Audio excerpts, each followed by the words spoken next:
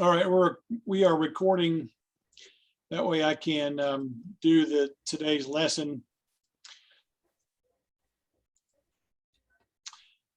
It's our Bull Moose Monday leadership lesson from President Teddy Roosevelt.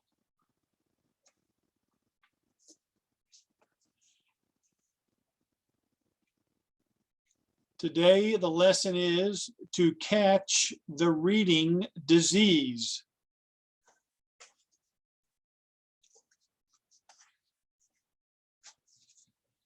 Back in 1919, Roosevelt wrote simply, "Reading with me is a disease."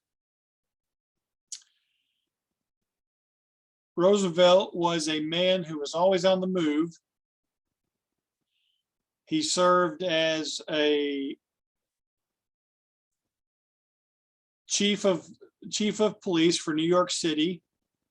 He was eventually the governor of New York, and then he became the chief officer of the Navy, admiral of the Navy, and then he became vice president. And then within the first few months of that time as vice president, his president was shot and killed, and he became the youngest president ever.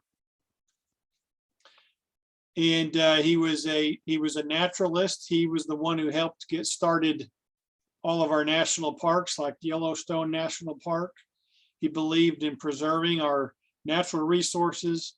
He was a hunter. He was just an active, busy guy, but he was also a learner. And it's said that even when he was busiest in his life, he would read one book a day. So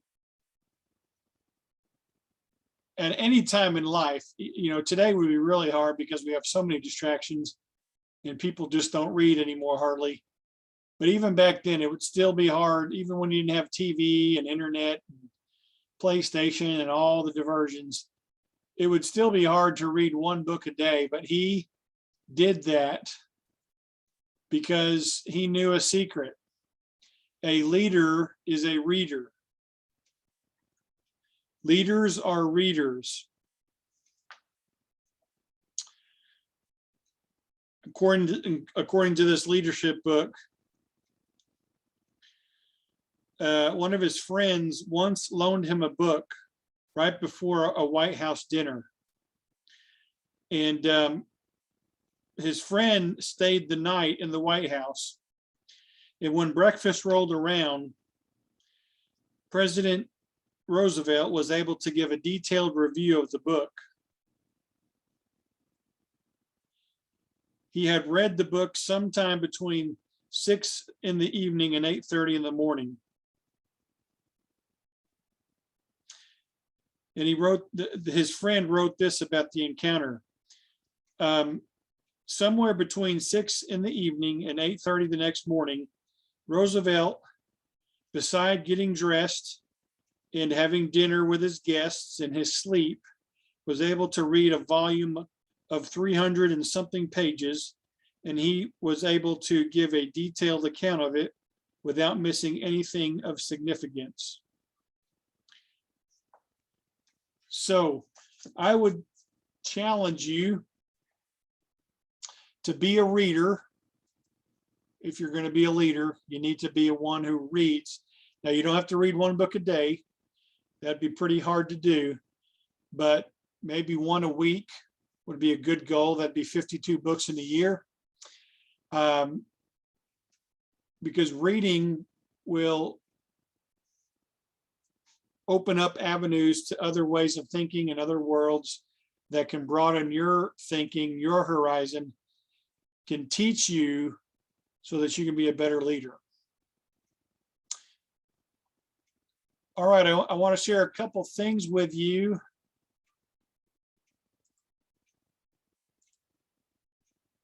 that I meant to do last week. As we're talking about all of the early documents of our country the Declaration and articles, and then the Constitution, I wanted to share with you a website where you can order some free pocket constitutions. You can even get some for your classmates. And there's the website up there. So it'll be visible for you to see. If you have a hard time finding it, go to Hillsdale College and search on their site for free pocket constitutions. And just go down here and fill out this information. And you can get 250 constitutions for your school. Pass them out to your classmates and encourage them to read. And usually, as you can see here, there is a copy of the Declaration of Independence inside. And usually they have quotes by some of our founding fathers. And then, if you just don't believe in getting free stuff and you just feel like you got to pay, you can go to the National Center for Constitutional Studies and you can buy their pocket constitution for $1 each.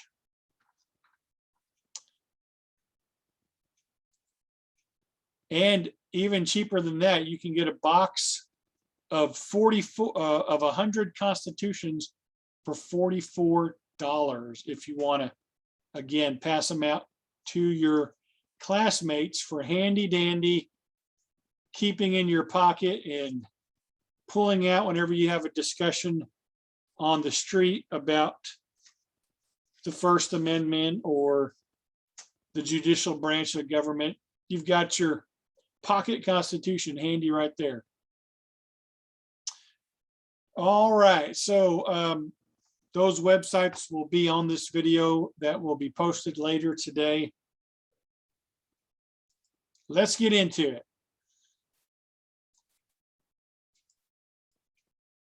Olivia and Keely are getting all of the attention right now. Don't you all feel special? All right, are my slides up there on the articles? Can either of you see that? Okay. So we shared that this was our first official government. It only lasted 6 years. And some significant features about the articles demonstrate that the purpose of the articles was to create a national government, but it was to create a weak one. They did not want a strong federal government. We had just declared our independence from England, from King George and Parliament and their excessive control. And so if we're going to set up a new government, we certainly don't want it to be a strong federal government. We are 13 colonies and we have our own constitutions. We have our own governors and our own rulers. We don't want to be basically subject to we don't want to leave one strong government for another one. So the Articles of Confederation created a government that had a Congress. So it had a legislative branch, which means a lawmaking branch. Congress makes laws. Excuse me. But that was all. There was no executive branch with a president. There was no judicial branch with any kind of court system. Just a Congress. And it was like a Congress that was a tiger with no teeth. they might have looked like a big, strong national government, but they had no teeth, no power, no claws. They couldn't tax. They could not regulate commerce and trade. In other words, the national government couldn't say, hey, Connecticut, we know that you are in the whaling business, and you capture and kill a lot of whales, and you sell the oil from the whales and all kinds of things, and we're going to tax your trading with Massachusetts. You're trading your whale products for their cod. That's a fish in the sea. You're trading cod for whale. We're going to regulate that. We're going to tax you. No, Congress couldn't do that. What Massachusetts and Connecticut did between themselves was not the business of the federal government.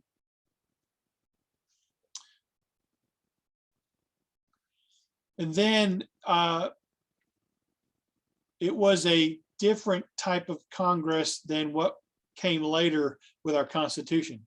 It was just one house instead of two. And each state had one vote. So the smallest state, population size, Rhode Island, was just as equally represented as the larger states like Virginia. Each state had one vote, and if I remember correctly, 9 states had to vote on something for it to be passed. So 9 out of 13 is just a little bit over 2/3, about 70%. So that was our government that was founded in 1781. Remember, the Revolutionary War is still going on. And although we're almost to the end of it, we had gone 5 years since we had declared independence in 1776. We had gone 5 years without any kind of federal body. We did have a military, right? We had a United States military that was made up of troops from all the different states. And we remember that George Washington was the commander of our army during the Revolutionary War. But there was no government to provide uniforms. The soldiers, a lot of them went years without getting paid.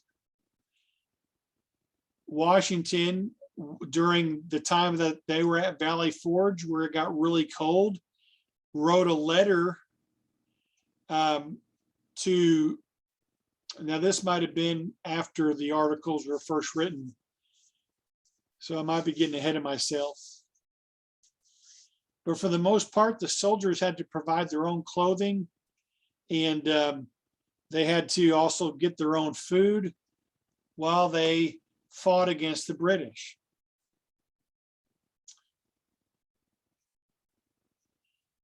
Now, this is a little piece of trivia that you might want to, you might have on hand to drop in times of conversation to impress, or maybe quiz people, like saying, who was our first president? And hopefully most Americans know that technically or officially or recognized by history, George Washington is our first president under the Constitution.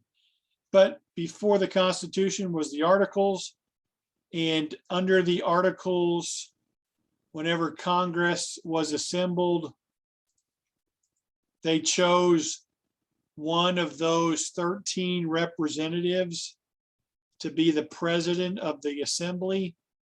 And so technically, Samuel Huntington was the first president of the United States under the Articles of Confederation. Just a piece of trivia to have tucked away. Maybe you'll get on Jeopardy someday and you can answer that question if it's ever asked. All right, so the Articles of Confederation. No president, no executive agencies, no Supreme Court, and no way to raise taxes, which meant they couldn't fund an army and they couldn't fund a navy. They really had no dealings with foreign governments. There was no trade policy when it came to the 13 states and trading with foreign nations. And so Congress comes together in May of 1787 for our first constitutional convention. And the purpose, at the time, it wasn't called a constitutional convention because at first they weren't meeting to write a new constitution. They were meeting to rework the Articles of Confederation. They were going to update it. They were going to make some changes. But because of the persuasion of James Madison and some others, they said, let's scrap the articles completely and let's start all over with a new system of government. And so now we look back and we call it the Constitutional Convention because it met to, you know, eventually it came about to write a new constitution. But originally, these delegates met in Philadelphia, Pennsylvania to, there's a word that I'm thinking, revise the Articles of Confederation. Okay, so James Madison was a delegate from Virginia. And again, he was kind of the driving force to say, hey, let's start over. And so they followed his leadership. And during the convention, Madison kept some very detailed records of what happened. He is also the chief author of the Constitution, of most of it. And so he is known as the father of the Constitution. Jefferson wrote the Declaration.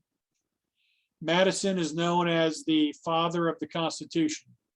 Both of them are from Virginia. Both of them served as president.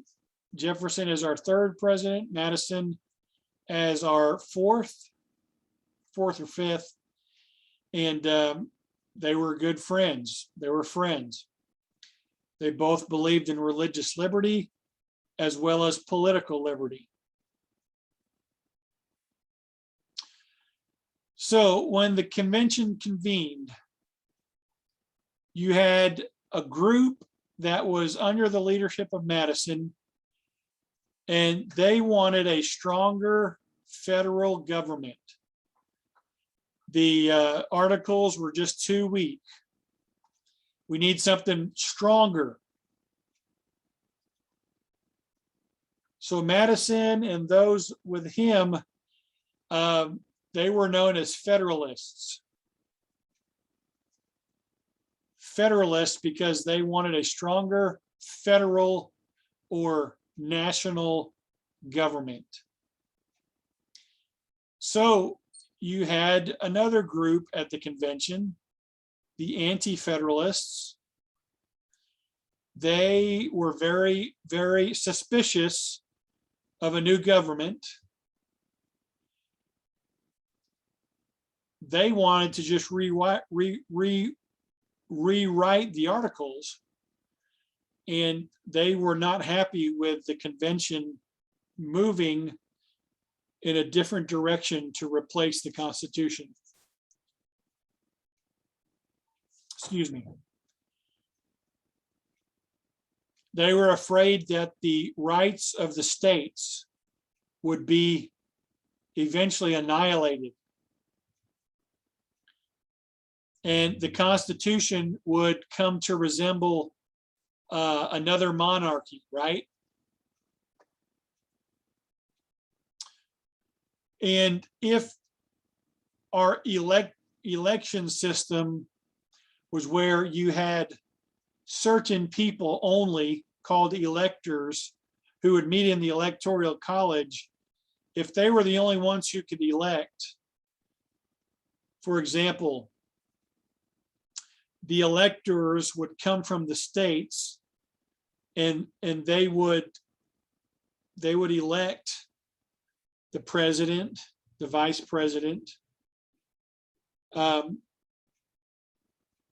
in coming from the state, it's not that the state had elected them. They would be the elite members of the state. They would be the rich landowners.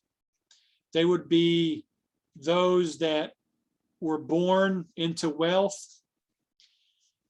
Because remember, there's still, even though so much has changed in the colonies since the 1600s, there's still a mindset that,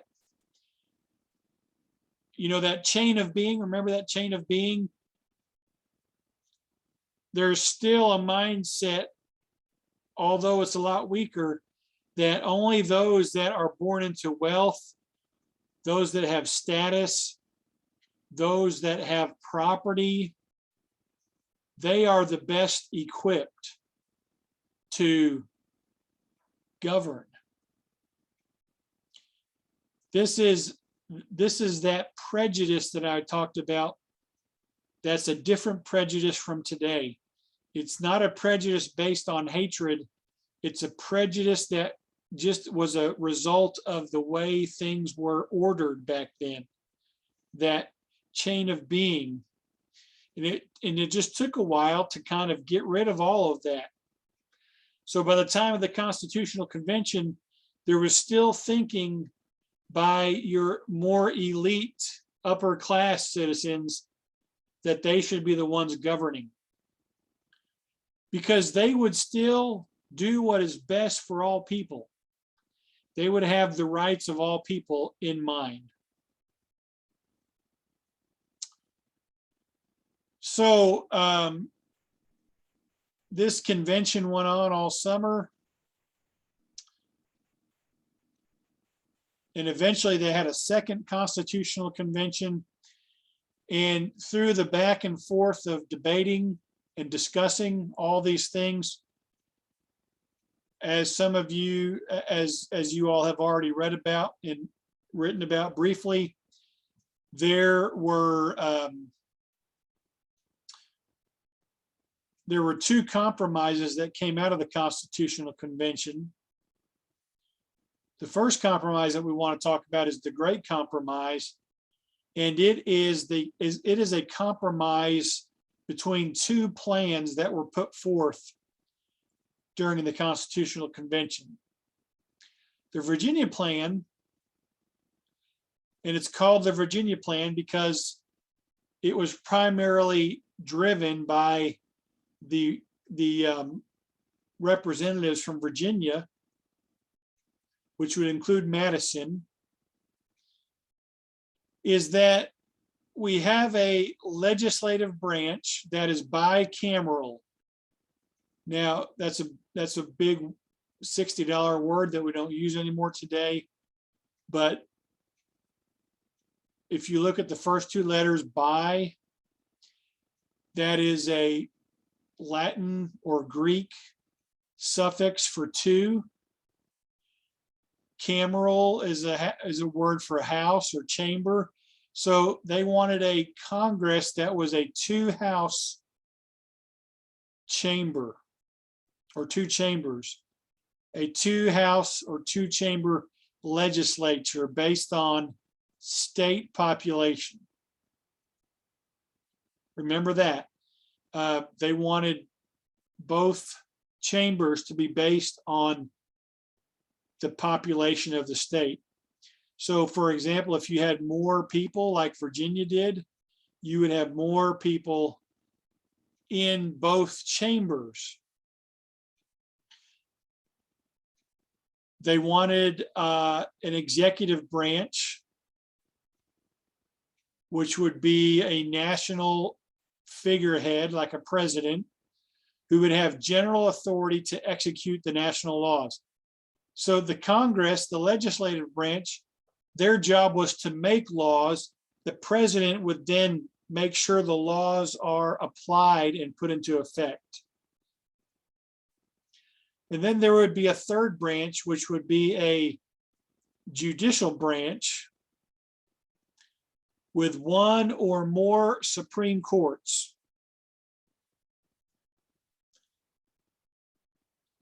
Or a Supreme Court along with many other inferior courts. Now, the New Jersey plan was pretty much put forth by the smallest state. These were the guys that were afraid of a very powerful central government. Notice that they also wanted 3 branches of government, or they proposed that. But instead, there was a weaker Congress, a stronger Congress, uni, which is the Latin prefix for one, a one-house legislature, where each state would have equal representation, just like the Articles of Confederation. So see how that's different from the Virginia plan? Both chambers are populated based on the state's populations. In the New Jersey plan, one legislature based on each state getting the same amount of reps. The executive branch would be a more plural executive. That is, it really wouldn't have one main person, the president, to be kind of like the leader, but instead there would be multiple leaders who would be chosen by Congress. They would come out of this body,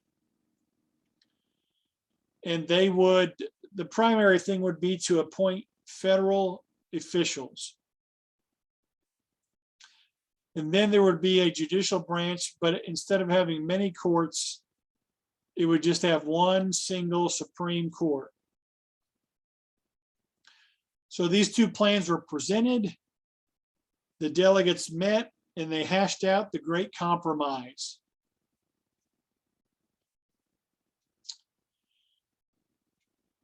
Here's how the elements are fused together.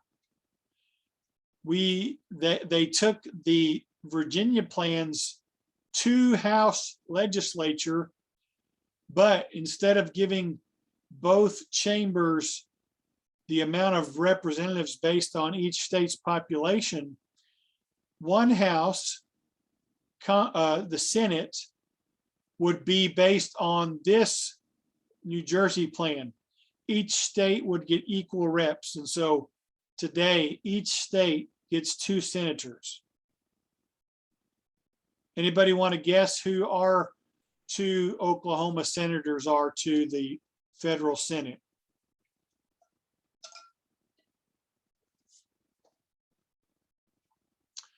They're both named James or Jim.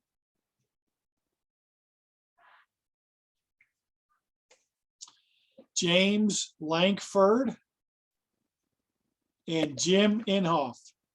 I just Googled it. I was about to say it. Golly. I was like, I have no idea. I'll just Google it. So those 2 guys, those 2 Jameses or Jims, those are our two senators today from Oklahoma who go to Washington, D.C.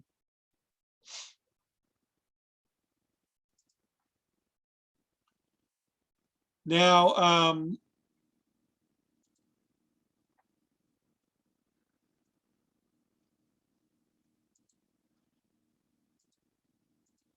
the other house in the legislature would be the House of Representatives, and it would follow the Virginia plan. And each state would get so many reps based on their state population. So Keely, if you have that website handy, who are our 6, right now we get 6 representatives to go to Washington, D.C.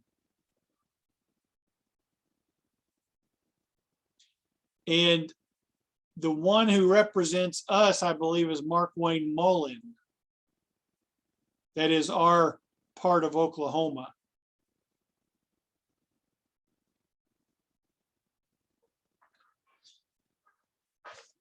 Quickest way might be U.S. House of Reps, and then go to your state. Now, I wouldn't expect anybody to know all 6 reps, but the representative for our part of the state, I believe, is Markwayne Mullin. So if you wanted to write a letter to your representative, that's who that would be. You can find all of his addresses and stuff on his federal website as well as his personal website. But I'm scrolling down to Oklahoma. Okay. States like Texas and California and New York, because they have so many more people, they have, like Texas, I believe, has 32, maybe that's California. Those states have somewhere between 27 and 32 reps because of their population. You got it there? It only shows 5. Do we have 5 or 6? Okay, we might have 5 now. It It changes. says Kevin Hearn, Markwayne Mullin, Frank Lucas, Tom Cole, and Stephanie Bice. That's the only, I mean, there might be 6, but that's the only ones popping up. Oh, that's right. We went down to 5. You know, we used to have 6 based on our population, but we've gone back down to 5 now. So North Dakota only has, and yeah, they only have 1. wow. That's crazy.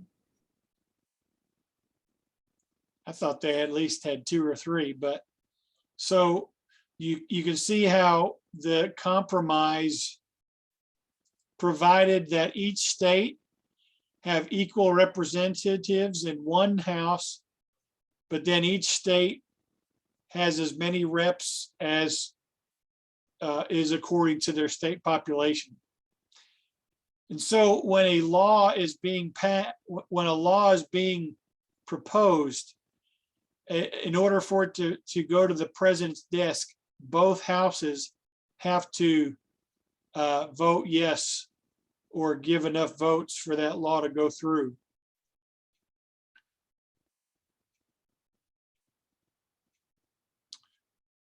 And then the Great Compromise went with this branch for the executive branch, where there would be a national executive, and also with this judicial system. Oh, excuse me.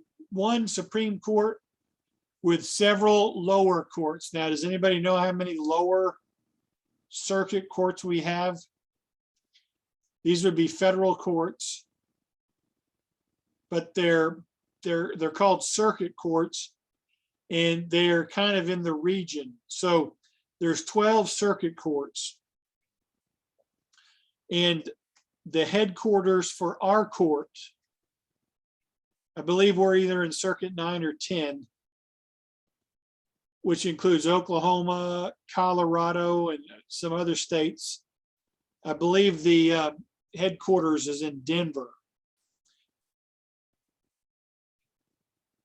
And the way that our Constitution was written was that each of these three parts of government would be separate from each other, but they would also be equal as far as their influence. And so here they are, as we know of them today.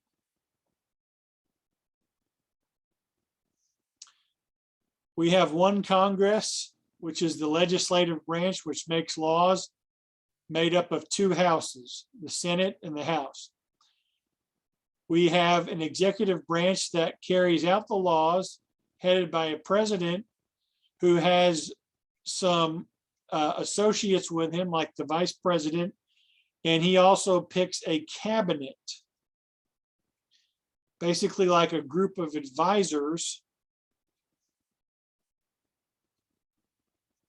Excuse me, I'm sorry. I'm making myself tired by lecturing. And then the judicial branch with the main Supreme Court. And there are 9 justices today. I believe when we started out, there were 5 justices. And then there's the 12 courts that are underneath the Supreme Court. And I'm not sure if you guys know how the courts work, but let's say you see Vian and Rattan. Rattan is in LaFleur County, right? Or no? No, it's in Pushmataha. Pushmataha. And Vian's in what county?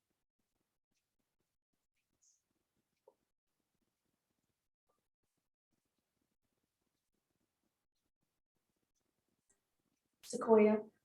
Okay. So let's say you wanted to sue somebody, and you would take them, if your little city didn't have a court, which most don't, you would go to the county courthouse there in Sequoia, whatever the Sequoia County seat is, or the Pushmataha County seat. You'd go to the courthouse, and let's say you lost. You're like, no, I'm not going to take that. You could then appeal to the state Supreme Court. We have a state Supreme Court. We have 9 state Supreme Court justices. And let's say that they again, you lose. And you can say, okay, I'm going to take it to the federal court.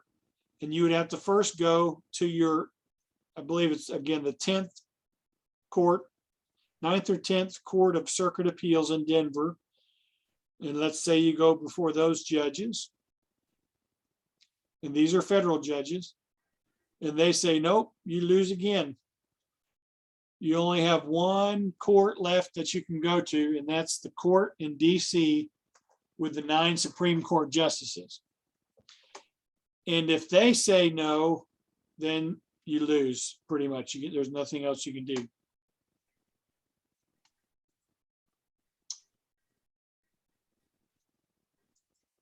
All right, we'll stop there. Any questions?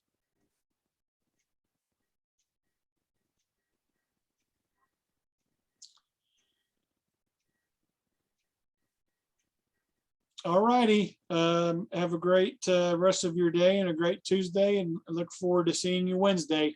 Bye-bye. I'll stick around if there's any questions.